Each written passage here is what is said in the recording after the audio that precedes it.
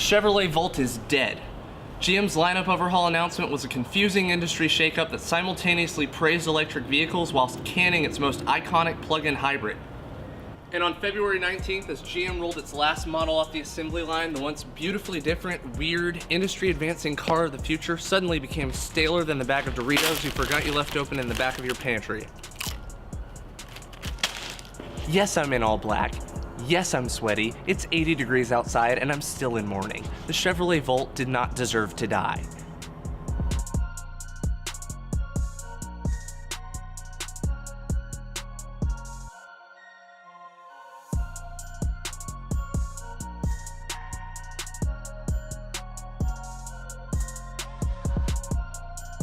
I remember one summer vacation riding through Northern California when I first saw it. A Chevrolet Volt in the wild. This was 2011, mind you, a time when electric cars were not prolific. They were an exciting new endeavor for car companies, and to see one in the wild was more rare than spotting a Lamborghini on the highway. The Volt was a game changer. For a hybrid, its fuel efficiency was basically unparalleled at the time of its debut. Boasting a 35-mile all-electric range and a 9-gallon gas tank to boot, not even the Prius could match its efficiency at launch. By the way, this is the first time I've fueled up in about 3 weeks. Also, not to hate on Tesla, but the Volt didn't need its own infrastructure like the supercharging network to make it a legit cross-country vehicle. I drove mine from Florida to California with over 100,000 miles on it.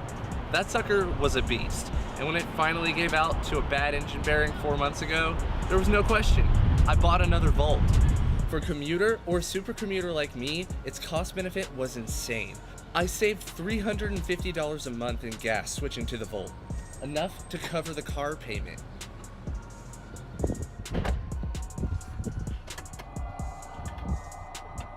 The Volt paved the way for the electric cars of today, and still GM decided it had to go. So what happened?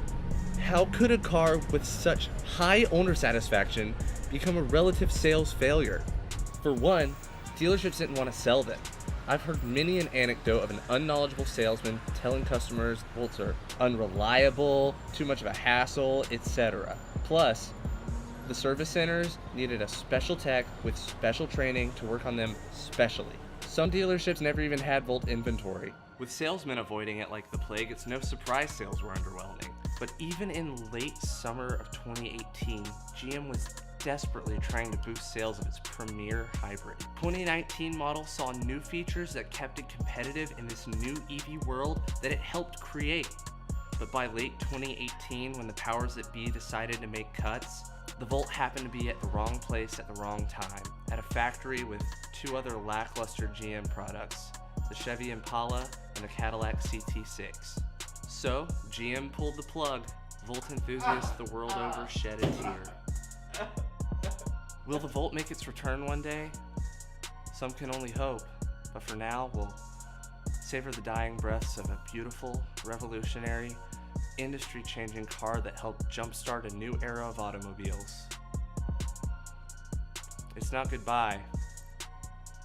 At least, not for me.